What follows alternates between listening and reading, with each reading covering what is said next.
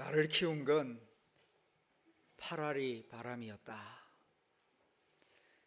나를 키운 건 8알이 바람이었다. 이 말은 미당 서정주 선생이 쓴 시 자화상이라고 하는 시의 첫 문장입니다.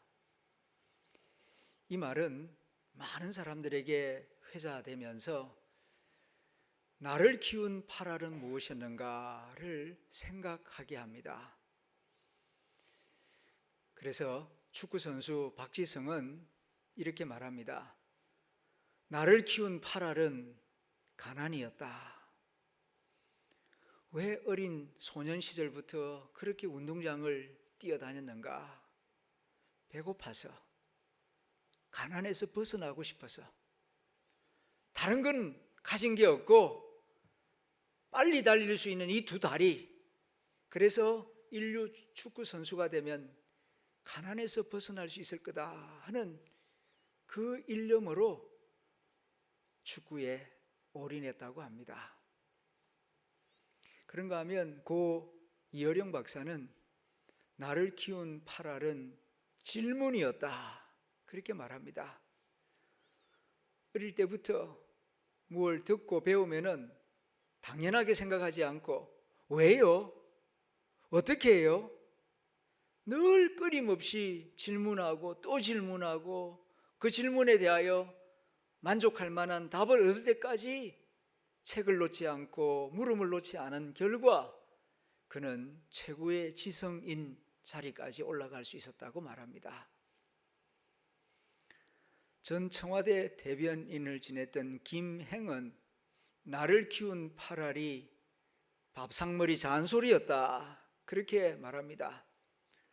어릴 때부터 대가족 속에서 자랐는데 밥 먹으려고 그러면 밥상머리에 앉아서 할머니, 할아버지, 아버지, 어머니 이런저런 잔소리가 참 많았답니다.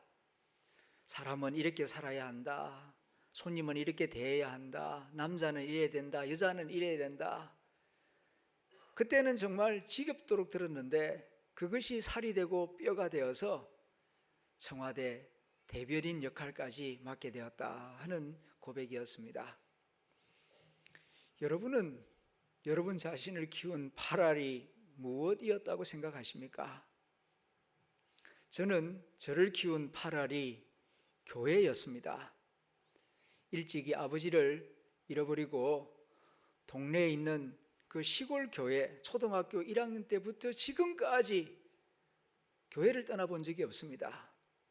교회에서 배웠습니다. 사랑을 배우고 글도 배우고 친구도 만나고 그리고 꿈도 가졌습니다.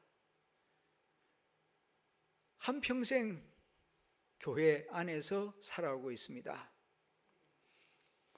만일 바울에게 바울 당신을 키운 8알은 무엇이었습니까? 라고 묻는다면 그는 주저없이 그것은 하나님의 은혜입니다, 그렇게 대답할 것입니다. 오늘 우리가 읽은 고린도전서 15장 10절에서도 그렇게 말하고 있습니다. 그러나 내가 나된 것은 하나님의 은혜로 된 것입니다. 내게 주신 그의 은혜가 헛되지 아니하였습니다. 내가 모든 사도보다 더 많이 수고하였지만 내가 한 것이 아닙니다. 오직 나와 함께 하신 하나님의 은혜 덕분입니다. 이렇게 고백하고 있습니다. 오늘 예배드리는 여러분 마음속에도 바울과 동일한 고백이 있을 줄로 생각이 됩니다. 나의 나된 것은 하나님의 은혜입니다. 몇 년 전부터 하나님의 은혜 이야기를 들을 때마다 함께 부르게 되는 찬양이 있습니다. 그것은 조은하 교수가 작사하고 신상우 피아니스트가 작곡한 하나님의 은혜라고 하는 찬양입니다. 사실 이 찬양은 1999년도, 그러니까 23년 전에 나온 꽤 오래된 찬양입니다만은 박종호 선가사를 통하여서 널리 알려지게 되었고 우리 교회 교우들도 많이 알고 수요일이나 금요일 때에 많이 부르고 있습니다. 나를 지으신 이가 하나님, 나를 부르신 이가 하나님, 나를 보내신 이도 하나님, 나의 나된 것은 다 하나님의 은혜라. 나의 달려갈 길 다 가도록, 나의 마지막 호흡 다 하도록 나로 그 십자가 품게 하시니 나의 나된 것은 다 하나님의 은혜라. 한량없는 은혜, 갚을 길 없는 은혜, 나를 애워싸는 하나님의 은혜, 나 주저함 없이 그 땅을 밟음도 나를 붙드시는 하나님의 은혜, 한량없는 은혜, 갚을 길 없는 은혜, 나를 애워싸는 하나님의 은혜, 나 주저함 없이 그 땅을 밟음도 나를 붙드시는 하나님의 은혜. 정말 아멘이죠. 하나님의 은혜를 이렇게 온전하게 많은 사람들에게 울림을 주는 가사를 누가 감히 쓸 수가 있겠습니까? 참 귀한 간증이요 고백이라고 생각이 됩니다. 그런데 좀 더 깊이 생각해서 오늘 본문에서 바울이 내게 주신 그의 은혜, 내게 주신 하나님의 은혜라고 고백하고 있는데, 바울에게 주신 하나님의 은혜가 구체적으로 무엇을 의미하는가? 무엇을 두고 바울은 하나님의 은혜라고 말하고 있는가? 이 점을 깊이 생각해 보기를 원합니다. 사도행전이나 바울이 쓴 여러 서신들을 자세히 읽으면서 바울이 말하는 하나님의 은혜는 어떤 것이었을까? 궁금증을 가지면서 여기도 읽고 저기도 읽고 많은 묵상을 해보는데 아무래도 건강은 아닌 것 같아요. 병들었다가 나아서 하나님 내게 이런 은혜를 주셨습니다, 건강 회복을 두고 하나님의 은혜라고 말하는 것 같지는 않습니다. 왜냐하면 그는 죽는 날까지 육체의 가시를 가지고 살았기 때문입니다.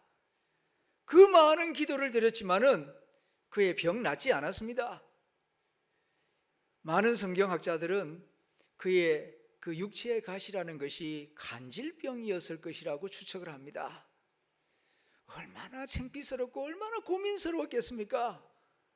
다른 사람도 아니고 성도들 앞에서 설교하다가 갑자기 간질이 도져가지고 땅바닥에 누워서 입에 거품을 물고, 그러다가 정신 차려서 성도들 앞에 서서 말씀 전하려고 하면 얼마나 민망스럽고 창피스럽겠습니까?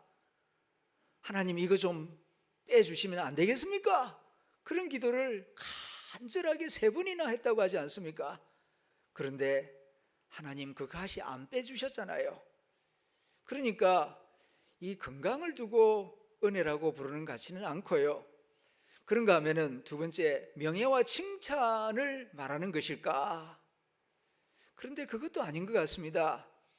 우리가 아는 대로 사도 바울이 복음을 전하러 다니면서 칭찬과 명예를 얻은 적 거의 없습니다. 오히려 오해받고 핍박받고 멸시받고 억울한 일을 당한 게 훨씬 더 많습니다. 명예와 칭찬과는 거리가 먼 삶이어서요, 명예와 칭찬 같은 은혜를 받은 것 같지는 않습니다. 그러면 또 부를 얻었단 말인가? 그건 더더욱 아니죠. 사도 바울이 선교사 생활하면서 부자가 되었습니까? 돈을 많이 벌었습니까? 전혀 그렇지 않지 않습니까? 그렇다면 구체적으로 사도 바울이 받은 은혜, 하나님이 내게 주신 은혜, 뭘 두고 은혜라고 말하고 있는 것인가? 그의 서신과 그의 고백들을 가만히 읽어보게 되면은 그것은 겸손을 말하고 있습니다. 하나님이 내게 겸손을 주셨다, 하나님의 은혜라고 말할 때에는 바울이 겸손을 생각하면서 지금 은혜라고 말하고 있는 것입니다. 이 점을 우리가 깊이 생각해야 바울의 신앙 고백과 간증을 제대로 이해할 수 있고 또 내게 주시는 하나님의 음성을 바르게 들을 수가 있는 것입니다. 그는 예수 그리스도를 믿고 예수 그리스도를 위하여 헌신하는 가운데에 건강하지도 못했고 사람들로부터 명예와 칭찬을 받지도 못했고 물질적으로 부유함을 누리지도 못했어요. 대신에 고난 가운데에서 겸손을 배웠습니다. 답답하고 억울한 일을 통하여서 육체의 가시를 안고 사는 가운데에서 그는 겸손을 배웁니다. 가난하게 살고 물질적으로 늘 궁핍했지만은 겸손을 배웠습니다. 그리고 어느 날 이 겸손이야말로 진짜로 큰 은혜구나, 모든 은혜를 은혜되게 하는 최고의 은혜가 겸손이로구나 하는 것을 깨닫습니다. 그래서 오늘 본문에서도 말합니다. 하나님이 내게 주신 은혜가 헛되지 아니하여 내가 다른 사도보다, 요한이나 야고보나 베드로보다도 2배, 3배로 죽을 고생을 하면서 헌신하였지만 어깨에 힘주지 아니하고 교만에 빠지지도 아니하고 낙심에도 빠지지 아니하고 주 예수 가신 그 길을 온전하게 끝까지 따를 수 있는 것, 그것은 겸손의 은혜 덕분입니다. 사실 생각해 보십시오. 예수 잘 믿고 병 다 고치고 내 병도 고치고 그래서 건강해졌습니다. 많은 사람들의 칭찬을 합니다. 그리고 물질적으로도 부유해져서 내 쓰고 싶은데 마음껏 씁니다. 그런데 내게 겸손이 없었다면 어떻게 되었겠습니까? 그 능력과 화려함과 칭찬 때문에 오히려 기고만장해지고 예수 그리스도의 영광을 가리우는 그런 창피스러운 사도가 되고 말지 않겠습니까? 생각만 해도 끔찍한 일이죠. 생각만 해도 두려운 일이죠. 그래서 사도 바울이 말합니다. 내게 겸손을 주신 하나님 감사합니다.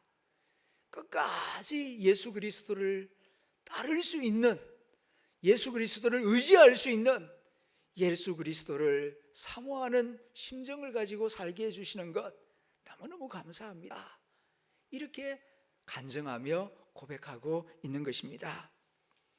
사랑하는 성도 여러분, 겸손이 가장 큰 은혜이며 가장 큰 축복임을 오늘 추수감사절을 통하여서 더 깊이 깨닫는 저와 여러분들이 될 수 있기를 기원합니다.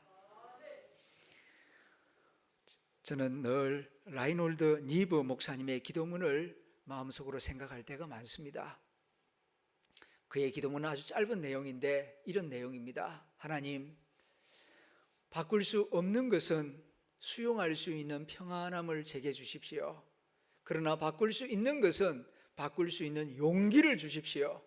그리고 이 2가지 차이를 분별할 줄 아는 지혜를 주시옵소서.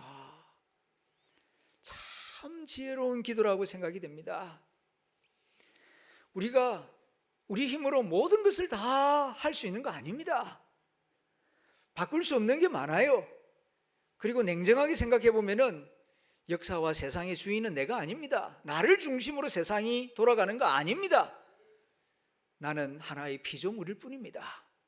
그러므로 받아들여야 할 것은 받아들여야 돼요. 수용할 것은 수용해야 합니다. 이거 못해가지고 그냥 밤잠을 못 자고 끙끙거리고 갈등하는 경우가 얼마나 많습니까? 내가 변화시킬 수 없는 것들에 대해서는 수용할 줄 아는 평안함을 주십시오.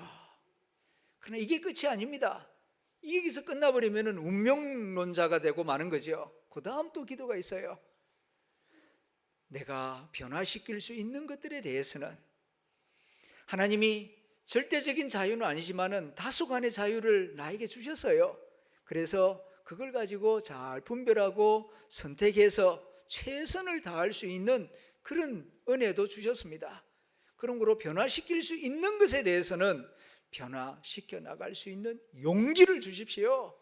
적극적인 마음을 주십시오. 그리고 이 2가지 수용해야 할 것과 내가 책임지고 적극적으로 해야 할 것, 이 2가지를 분별할 줄 아는 지혜를 주십시오. 이런 평안함과 용기, 이 2가지가 함께 있어야 정말 인격적인 삶을 살 수 있고 또한 지혜로운 삶을 살 수 있는데, 이 수용할 줄 아는 평안함과 변화시킬 줄 아는 용기의 뿌리가 무엇인가 하니 겸손이에요. 겸손이 있어야 평안함도 가질 수 있고 겸손이 있어야 또 용기도 가질 수가 있는 것입니다. 바울처럼 내게 주신 은혜 가운데 최고의 은혜는 겸손이다. 때로는 높아질 수도 있고 낮아질 수도 있습니다. 때로는 부유해질 수도 있고 때로는 가난해질 수도 있습니다. 때로는 건강할 수도 있고 때로는 병약할 수도 있어요. 그러나 그 어떤 삶의 과정 가운데에서도 겸손을 배울 수만 있다면 결코 헛된 삶이 아닙니다.